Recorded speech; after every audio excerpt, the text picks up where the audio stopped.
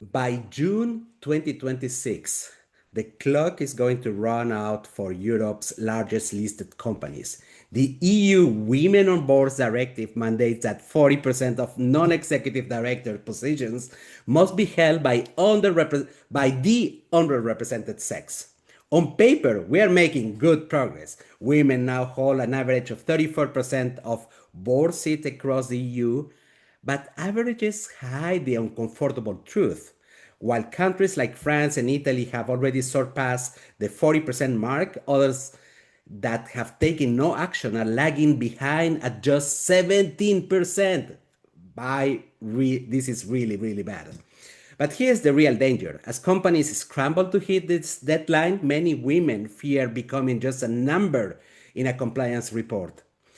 The gap remains massive where it counts the most. Women still hold only 5% of CEO roles and 8% of chair positions in major markets. We have a seat at the table, but do we have the influence? And how do you ensure that you are recruited for your value, not just to avoid a penalty fine? To help us decode this, I'm joined today by Dr. Keith Dorsey. He's not just a board strategist and researcher, he is a former managing partner at a global executive search firm, meaning he knows exactly what happens behind closed doors when headhunters select candidates. He's the author of the Boardroom Journey and a leading expert on optimal diversity, the science of combining demographic diversity with cognitive diversity to drive actual return on investment. Today, we are going to skip the generic advice. We are going to talk about the unwritten rules of the old boys network, how to audit your personal brand, and how to shut down the imposter syndrome narrative once and for all. Dr. Dorsey, welcome to the show. Thank you, Ivan. It's great to be here. I'm looking forward to our discussion. Listen, I wanted to have this discussion because it's a major problem. So we can believe that Mediterranean countries are lagging behind, but it's not the case. In fact, in Europe, I think that the Mediterranean countries have grown in the share and of voice of women in boards, but Yeah. there is still this risk. The risk is that this becomes a compliance exercise.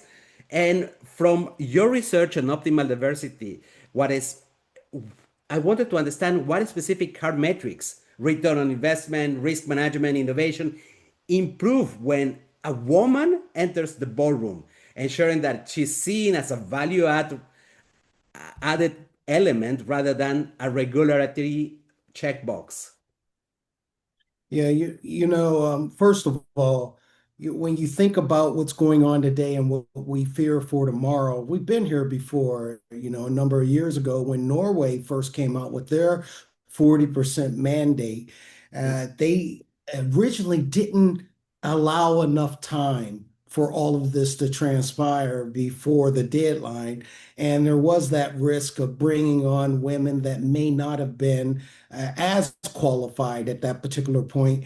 And so there were some that said it was just a quota exercise and women were being appointed to boards that they weren't qualified for. I don't know if that's necessarily the truth, but we have learned since then that when you do come up with the quotas or these mandates, that you do allow a specific or enough time for boards to go through their due diligence to find the right people for them at the right time. And I believe Europe did that, with this release of this mandate in 2022. So that should never be an excuse. The other myth is that there's not enough women out there to actually fill enough roles to get to that mandate. And that's truly, as I stated, a myth. There are so many qualified women out there. The question is, are you fishing in the right ponds? And are you putting the right prerequisites out there? To give you an example, oftentimes we will be asking professional search, I want you to find me another CEO, a former or active CEO. And it takes intestinal fortitude for a search professional to challenge the people that wants to pay them to find the right candidate. But it's our job to have that intestinal fortitude to ask the right questions. And a question that I would ask when they say, I want you to find me a former or active CEO, and I would say, well, tell me why. Because today you have eight former or active CEOs on your board today. Do you really need a ninth? When Mm, I looked at board before and the attributes of your board members before we sat down to talk about what you're looking for next, I noticed that, and I analyzed their functional skill sets. I analyzed their competencies best to my ability. And I saw where you had a redundancy of skill sets and a redundancy of competencies. And then I was able to look at your strategy that you're for the company's forecasting for the next 3 to 5 years. And in doing that, I saw gaps on your boards that I'm not even certain a CEO will be able to fill those gaps. So are you asking me for another CEO? Largely because that's what you've always asked a search professional, or are you asking because that's what you really need in order to work towards your strategy? Or are you just simply replacing the former active CEO who's now at their term limits, and you want me to find someone that looks and acts like that person regardless of your gaps? Which one is it? So mm, that takes an intestinal fortitude, Ivan, to actually have that sort of conversation. Because as you mentioned before, unfortunately, in the C-suite, there aren't enough women holding those roles. So if you have a prerequisite of that, you're going to end up finding another man for the role. But mm, if you really look at where you have gaps and wherever those gaps are, oftentimes you're going to find a tremendous amount of qualified women to fill those roles. And then you could begin to fish where the fish are. And that myth of there's not enough qualified women out there to fill the roles completely goes away. mm, And I think sometimes we got to slow down to quickly get to the right results. And so we often just go on autopilot and do what we've always done. There's no malicious behavior there. mm, We're just doing what we've always done. But if we slow down and think about what we're actually trying to solve for, and then we can begin to get great results and fast results. So that's where I challenge people. First of all, search professionals, then also nomination and governance committees, and then also board chairs to think differently, to just reflect about what are we trying to solve for. And when it comes to the quota, why was that put out there? And and how can we best identify the right people to go after to in order to meet our mandates? And there are so many great things to do. And in Europe, there are so many great organizations that spend all of their time finding these women and developing these women and making certain they're not only seen but known. And we just, if you're working with a search professional that is not tapped into those organizations, and mm. then maybe it's time to find a different search professional. We're accepting excuses that we should no longer accept. And as leaders, as executives, we don't put up with that in our area of expertise. Why would we put up with that sort of behavior in other areas? So I'll pause right there, Ivan. You are right. In fact, the problem is that we cannot acknowledge that certain things we do it by as a routine and we keep on doing the same.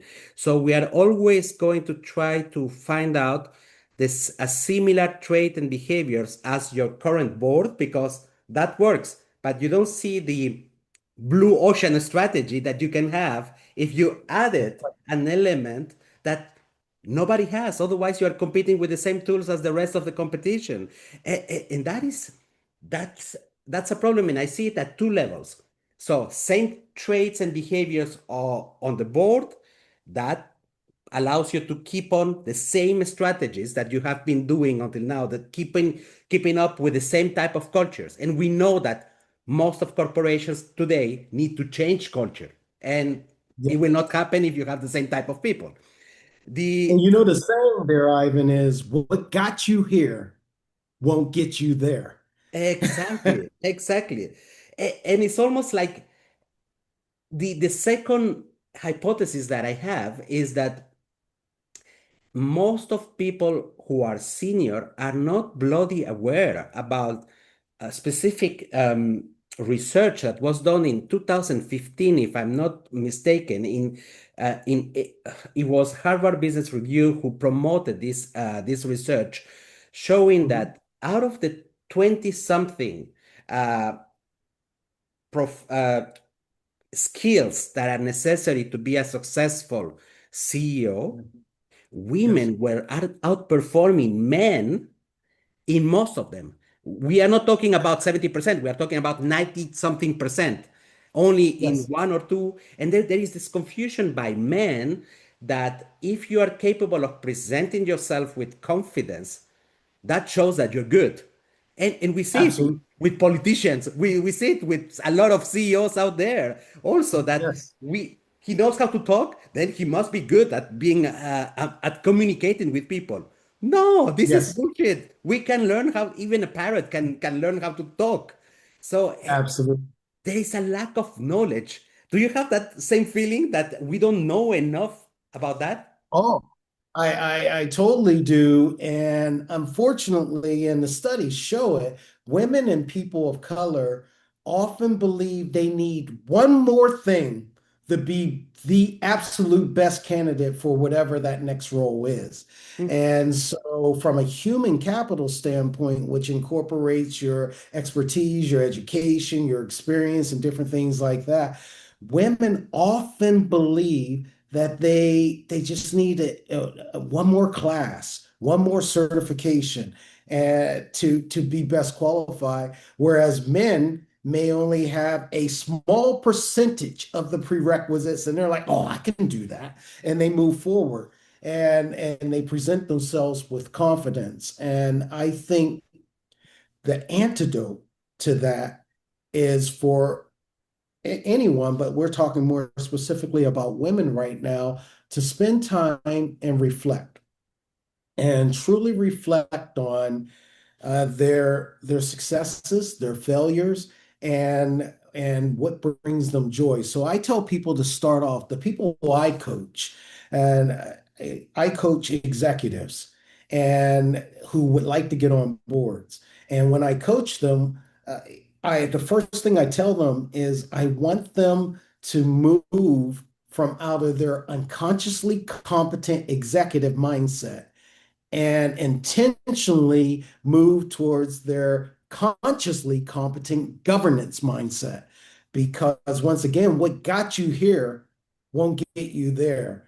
And too many executives go on autopilot when they interview for a board position. And they interview like they're interviewing for another executive role. And that's not going to get you on the board. And so I challenge people to immediately reflect about what brings them joy. And when you understand what brings you joy, life's too short. And make certain, and there are many boards out there, and too many people have been telling me, Keith, I just want to get on a paid board. And you won't show up well, even if you're extremely qualified, if you're just interested in getting paid. I want people to reflect to figure out what brings them joy and why it brings them joy. Then I want them to reflect on why they actually want to be on the board. Then let's reflect on when I'm successful, why am I successful? When I fail, why do I fail? When I struggle, why do I struggle? And when you begin to come up with answers in those areas, you uncover your secret sauce. mm, You uncover your superpowers, and then you can funnel your search efforts into areas where you know you're going to add value. And not only add value, you're going to show up in an effervescent sort of way that they see your passion. And so when you have two people interviewing for a role and their CVs look identical and their successes look identical, but one person gets the role versus the other. It's the person that shows up with excitement. It's the person that exudes their passion that gets the role over the person who didn't. Then you peel that back even further.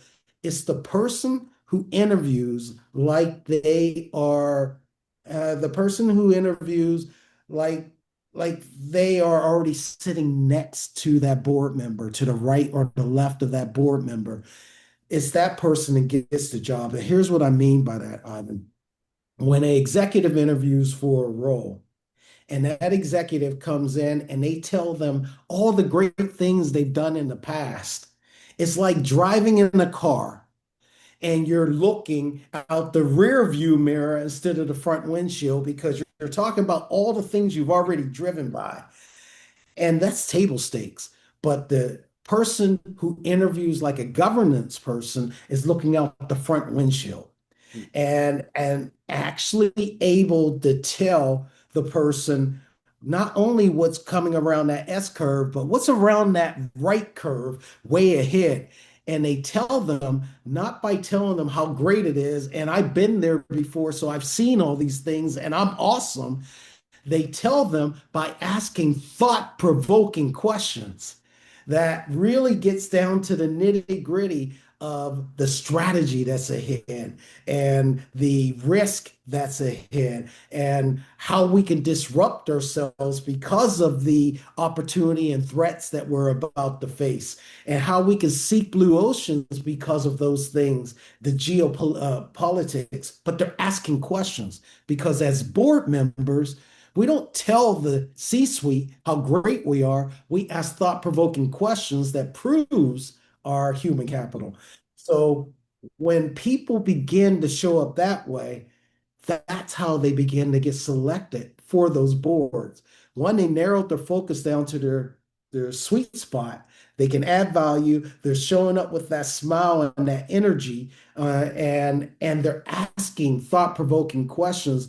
And that person on the non-gov committee says, I can see that person sitting right next to me at the board meeting, versus the blowhard who's looking in the rearview mirror and telling them about all the great things we've done in the past. And that's table stakes. Hmm.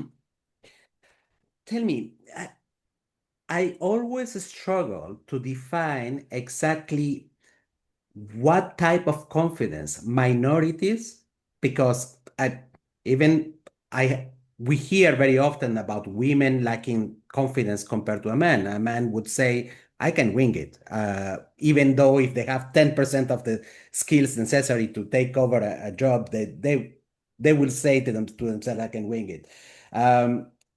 I grew up in Switzerland, in fact, so I'm a Latino, and I come from a socioeconomical background that is low, so I have never been comfortable with um, the things that standard people who have lived the traditional life in Switzerland has got, accessibility, money.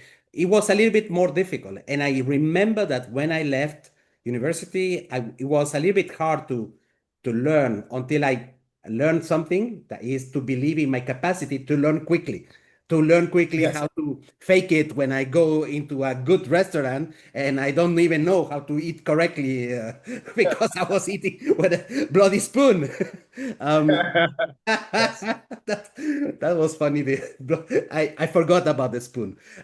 So confidence, are we talking about I don't trust my capacity to learn, or are we talking about I don't trust myself that I have what it takes? What type It's of the confidence latter. are we talking? Yeah. It's the latter that we typically find with women and people of color. Uh, there's always something else that we need to do to be best prepared because we were taught at an earlier age, or because of just watching how society and operates and who is already in those roles that we would like.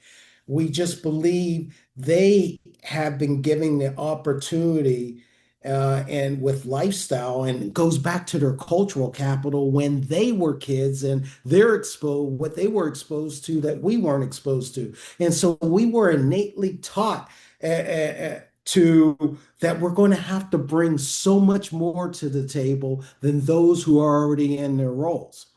And guess what we did? We went out and we learned. We are learners, and we learned as much as we possibly could so that we could show up the way we need to show up because we fear that we're lesser than. And that's definitely not true, but those are some of the self-talk, what I call stinking thinking that we innately bring to the table. So we get all this education, we get all this experience, and we dive in like great students of our profession. And that's why it's proven that we often have more skill sets, more emotional intelligence, and more grit and moxie than the people who are already sitting around the table, oftentimes. But we come in thinking that is very different, that we aren't quite there. And that's when imposter syndrome sets in. And first thing, first things first, realize that this is how we operate, and this is the operating system that we bring to the table. Then start to evaluate and really look at the board members who are already there and read whatever you can read about them, read their articles, and then start to notice how much you know that is very similar to what they know, and that they put their pants on the exact same way we put our pants on. And guess what? The people that have been sitting around those tables for many years also deal with imposter syndrome. And so that's just a human thing. And when we begin to understand the humanity of some of the fears that we have, we could begin to put in antidotes to actually overcome those fears. And in my research of hundreds of women executives who went and eventually got on corporate boards, one of the things that jumped out at me, Ivan, that really shocked me was many of them thought their experience and their journey to corporate boards were unique to them. And what I uncovered after interviewing hundreds of them, no, it's not so unique. There were themes that existed that truly many people experience, and there were little things that they all did to get on corporate boards, whether it's from a mindset standpoint, whether it's from an education or a what I call director capital standpoint. They did these things, or social capital with their network. They did certain things to get on corporate boards. They experienced similar imposter syndrome scenarios that they were able to use moxie to actually get past. And that wasn't unique to them that they thought was unique. But then I also interviewed many women with exceptional CVs that have been trying to get on boards for at least 5 years to no avail.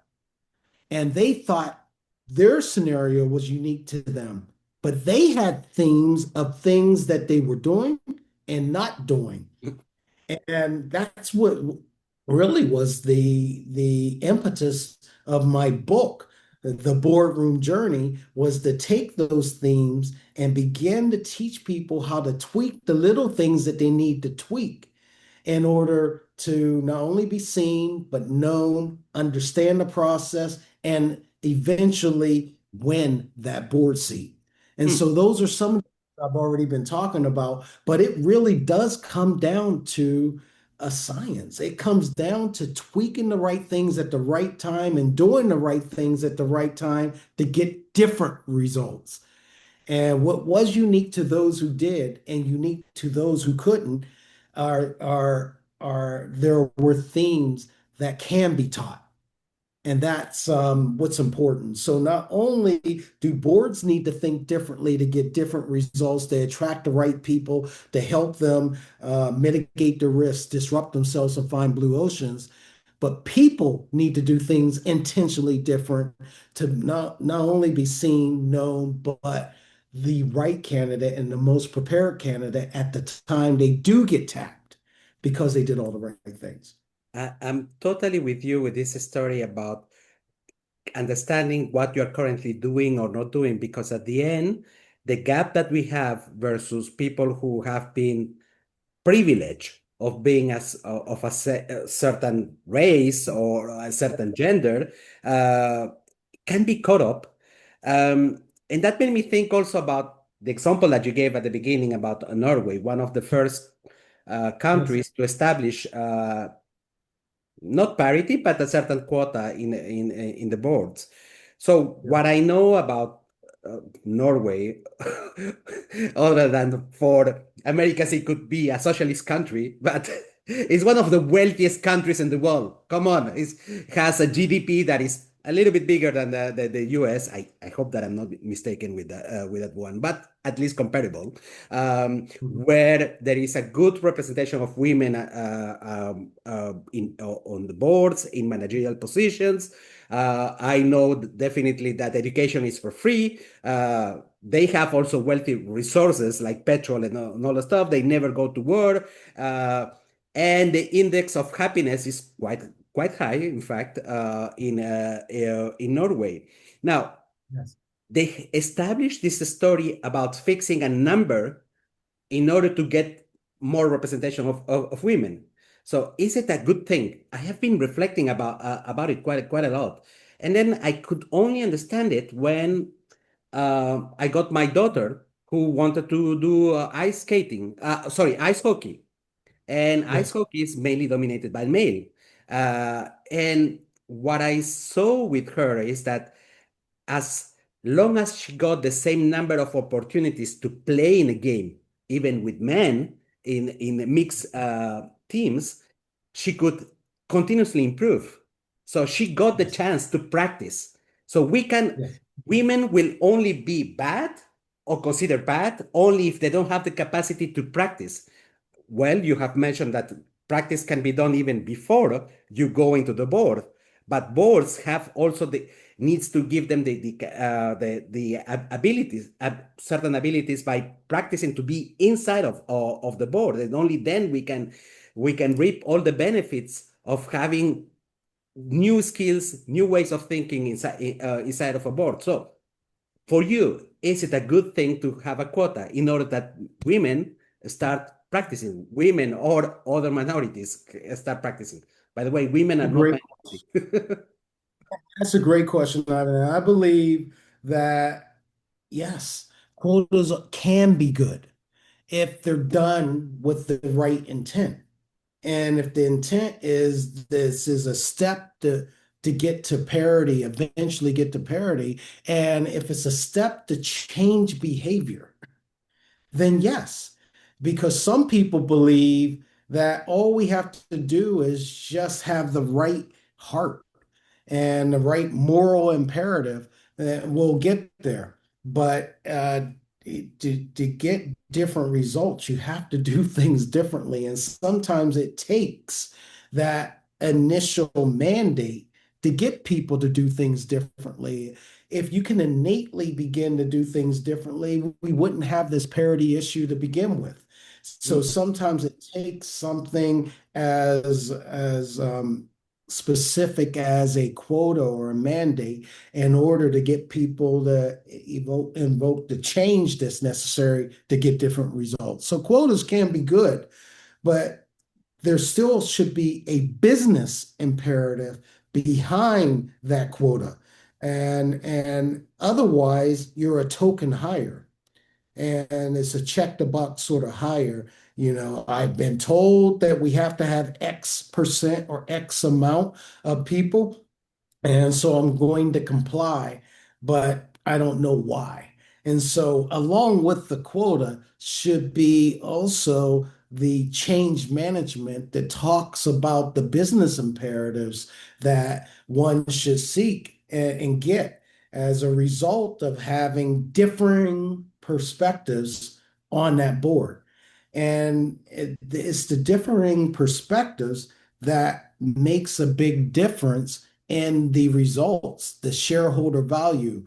Having people on your board that resemble the stakeholders that you're going after will help us mitigate risk, will Hmm. help us disrupt ourselves, will help us ask different questions. Because when you're in the room filled with like-minded people, you end up with groupthink. And that's a beautiful thing if you're looking for speed to decisions. With groupthink, you can just roll along really nicely. And before you know it, we're all shaking our heads like bobblehead people, and everyone's happy, and we're high-fiving, and we go home on time. But is that what the overall outcome and object? What are we solving for? What's the objective? And our job as fiduciary board members is to improve our shareholder value.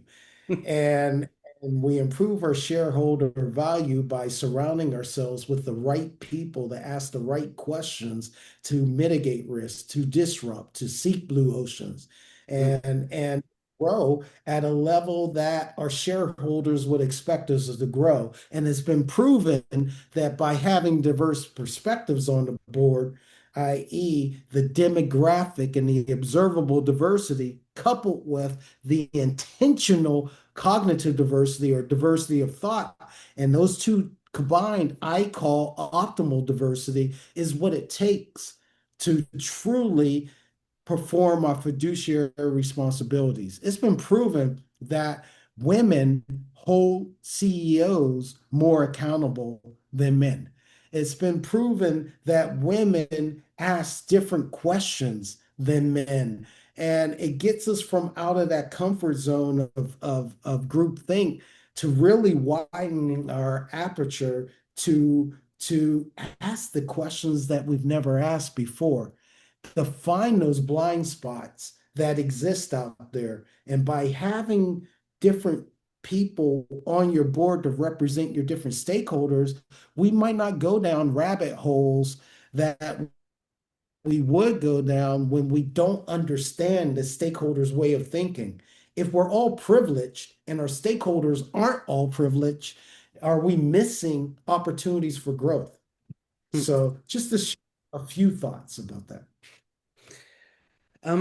You have been sitting on the other side of the table as a headhunter. So I want you to Mhm. be honest with us. When a board approaches a search firm to find a woman, what are the unwritten rules? What actually makes a candidate pop off the page versus one who gets tossed on the maybe pile? It comes down to I how the person interviews. Okay. And when a board says they're interested in a woman and the search firm puts a bunch of women in front of the non-gov committee to interview, um, they're hopefully not looking for someone to just check the box. I challenge those candidates to ask the questions during the interview, and it's almost like a cheat sheet. You're asking questions for them to give you the answers to the test. And so one of the questions you can ask is, the search firm seeked me out for this role, and they thought I would be a good fit. First of all, tell me, why are you looking for a woman for your next board seat? What are you hoping to solve for? And more specifically, after they answer those questions, I believe in asking second, third, and fourth level questions, really peeling the onion back. So, one of the third or fourth level questions, what was it about my board bio and my background that made you say, I want to interview her? And so now they're giving you answers to the test. Now, when you're interviewing, you're answering those answers. They may say, I not only wanted a woman, I wanted someone with a lot of supply chain background.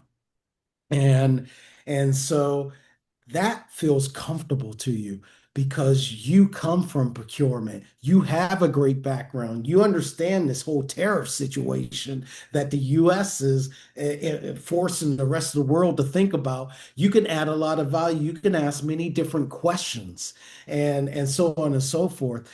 And they start to ask you questions about your functional expertise, and you're interviewing and it feels great. You're nailing every question. The banter back and forth is awesome. And then as a search professional, after the interview, I debrief with you.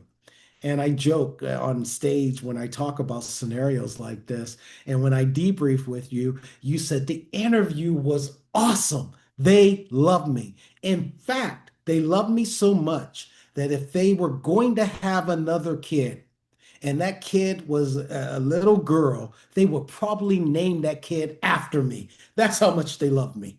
Then I debrief with the non-gov committee, and the non-gov committee says, Keith, we love the fact that you put this person in front of me. And if we were looking for another chief procurement officer, we would hire her in a heartbeat. As quiet as it's kept, she's better than our chief procurement officer, and we would hire her today. But we're looking for a board member, and we don't think she's right for our board. Now, how can two different sets of people have two different thoughts on how the interview went? And here's the reason.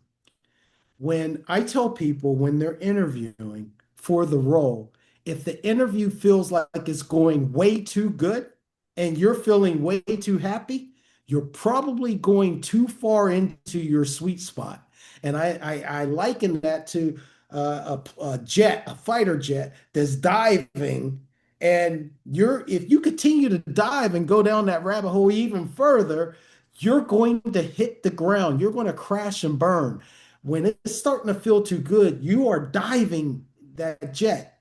You want to pull up quickly, answer their question, but ask a strategic question to bring it back up to the strategic level. Prove that, yes, I have the human capital to go deep in that functional area. You answer their question, and then you ask a thought-provoking strategic question after that, because that then proves that, yes, I can go as deep as you want when it comes to supply chain, tariffs, procurement, different things like that. However, I also care about the other topics and the other things that as a board member we should be thinking about. And what I call this is T-shape. Okay. Where I can go, and I'm not I shape, where I just go deep in my one area of functional expertise. I'm T shape. I can go deep in that one area of functional expertise, but I can go an inch deep and a mile wide in all the other areas that the board cares about. And when I debrief with a board, with the non-gov committee after someone interviews and they're interested in them, they said, yes, I can see that person sitting to the right of me or to the left of me at the board table because I know they're not going to fall asleep on all the other conversations and just pop up, huh, something about supply chain? Okay, I'm ready. No, they're going to be able to talk about the whole thing. And that's what they're looking for. And so women who are being selected to interview also need to show up to that interview with that T-shaped mindset because that proves that they're not a one-trick pony, if you will, that they can go deep, ask the right thought-provoking questions, help disrupt, help mitigate risk in that area, in their area of expertise, but also be a great corporate executive, corporate athlete on when it comes to all the other board-related topics. What do you think about that, Iman? It just drove my attention to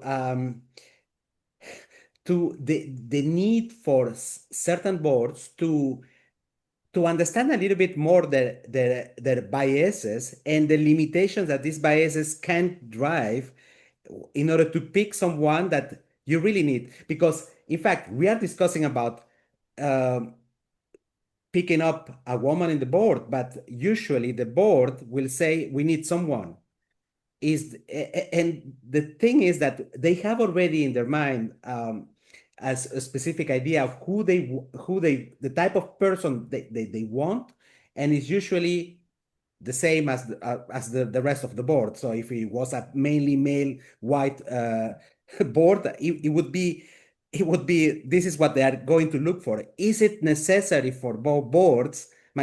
What I was thinking, is it necessary for boards is to understand their biases, to brief them about their biases so that they open up a little bit the opportunities. What the hell? Absolutely. And that's why I challenge board ready organizations and professional search firms and anyone who has the opportunity to be in front of a board that's looking for their next candidate to ask the right questions, to Mm, be thought provoking. And I come from the school of thought as a academic that just by asking the question, change ensues. And so that question can be, why are you seeking a person with those attributes? mm, And they often say, because the person we're losing has those attributes. Okay, no, I get where you're coming from, but do you have a abundance of those attributes already on your board? mm, And where do you have gaps? If I can just ask you to slow down enough so that we can uncover where you have gaps as they relate to your strategy moving forward, then let's begin to uncover those, and then let's go find someone that fills those gaps, regardless of the attributes of the person who's leaving. mm. And it takes intestinal fortitude to have that sort of conversation, but I hope more do. And that's why this is a complex problem. It's not just a board issue, it's a board issue, it's a societal issue, it's a issue with the board readiness and the professional search firms. We all have to begin to ask different questions and think differently to get different results. It's not just a one area band-aid that we can put bandage on the symptoms of the problem. We have to peel the onion back a little bit further and get to the root of the problem. And that's what I talk about in my book. That's what I talk about. And when I'm on stage, let's do things differently to get different results, to solve something that truly is solvable. Tell me, your book, The Boardroom Journey, is it a book that is more for minorities that want to enter into the board, or is it more for the board to understand the opportunities of having minorities? The book was based off of research of hundreds of women who have done the things that they need to do, either innately or intentionally, to get on corporate boards and to find those themes and then to teach those themes to many. But the frameworks and those themes that we're talking about that are in the book applies to any human being who actually would like to get on the board. I just so happen to base the research off of women, but the learnings applies to anyone and everyone. Oh, and in fact, you made me think that it could be useful even for headhunters in order to bring additional value to the customers if they are into the area of picking the right person, proposing the right person in a board. It Kit, just this comes down to the conversation, mindset that you go into while reading it. But yeah. you can get what you need based on whatever mindset you're going into the book with. I love this conversation because it opens up the doors about the usual cliches that we have beyond just the lack of confidence from women, the quota not or don't having a quotas, because there is a lot of discussions like behind the doors, like during interviews. Of course, nobody is going to tell me I don't agree with quotas, but behind the doors they say no, we believe that if you show that you have the right experience, the right competencies, it will work. But they don't understand enough what is happening in our brain, how we can be biased at any level. And it starts with me to get rid of my biases. It takes continuous effort. I need to question myself in a regular basis because I always think stuff that doesn't have any objectivity. And you even have to understand that you have a bias. Yes. Oftentimes, so innately within us, we don't even know we have them. Yes, exactly. I love that in the discussion. So I really advise people, one, to get hold of your book because I think this topic of women on board hasn't been discussed enough. There is different angles that you have taken in the book in order to understand how to win that battle, because we cannot win it because we are going to be completely fighting against our own set of beliefs. I'm not capable of that. I cannot learn. I cannot be. Should I be like a man or should I be a little bit myself? And that's the kind of answers that we can find in your book, right? Absolutely. How to be authentically you and show up with your whole authentic self. Because if you try to be like a man or try to adapt to the culture that's already there, then they're not getting the diversity that they truly need it and the diverse perspectives because you're trying to adapt too much to the culture that's already there. You need to be able to feel confident to bring your whole authentic self and to know what value that's going to add to that board. How can people get hold of you if they have questions, they want to understand a little bit more how you can help them to get that dream position? What is the best way, Keith? Thank you for that question, Ivan. You can find me on my website, which is boardroomjourney.com. You can also find me on LinkedIn under Dr. Keith D. Dorsey. And so those are two easy ways that you can find me and learn more about the various things my company, Boardroom Journey, is actually doing. I'm still a senior advisor at Boynton, a global executive search firm, and I work in their CEO and board services practice. So I tried to attack this whole topic by one, being an executive for almost 30 years myself, and two, being on boards. I've served on 6 boards, 5 active right now. So I understand the boardroom journey myself, being an academic, because my research for my doctor is around the lack of gender and ethnic diversity on corporate boards so being that practitioner, the academic, and a search professional, and and an executive, that's a unique combination that I hope I bring to the table to continue to bring novel ideas to this topic called corporate board diversity, corporate board refresh. Keith, you made me think that I'm going to propose to my wife to read also your book, because she was so much into this area of understanding feminine traits, what is useful in order to adapt in different corporate environments. She did some research about the topic, and I think she's going to like a lot your book. Thank you, Keith. Oh, that's great. Wonderful day. Wonderful day. Thank you. Thank you. Have a great, great day.